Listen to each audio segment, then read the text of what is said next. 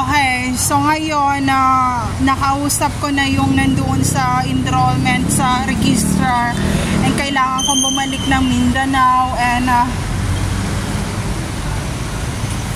kailangan ko muna huminga talaga kasi mag 2 years na ako pabalik-balik sa university and ayaw nila ibigay yung mga papeles kasi ang dami na raw na mga kamukha ko sa Cotabato City na pabalik-balik raw sa university na yon. And sinabi ko sa register na 20 years straight ako na housewife and hindi pa ako nakalabas ng bahay. Hindi ako yon, sabi ko sa kanila. So ang problema ko ngayon, paano ko kukunin na naman yun? Kasi nga, binigyan na ako nung papel talaga ng transferee, ganyan-ganyan. And ayaw nga nila magtiwala, baka hindi raw ako yung may-ari ng mga kailangan. And full requirements talaga, nandoon lahat yung kailangan. Pinakita nila sa akin yung papel, ganyan-ganyan, nandoon lahat yon.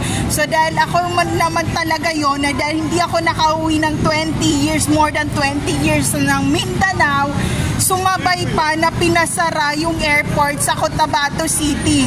So kung dadaan ako ng Davao, malaking pera ang kailangan ko bago ako makababa ng Cotabato City. And also, wala na doon yung mga naging parents ko or naging magulang ko doon. Hindi ako makapasok sa area kasi wala silang tiwala sa mga taga Maynila. So ayun, dahil alam nilang taga Maynila ako. So malaking pera ang kakailanganin bago ako makapasok doon sa area. Pero kung kaya ko yon, hindi ako natatakot doon na maubusan ng pera. Pabalik-balik na ako sa university.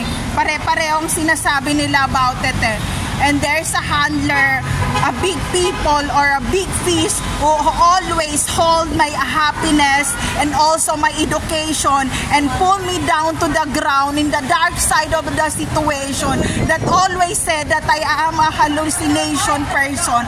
But all of that happening to me, I push myself to expose all of you people and I fight for my freedom.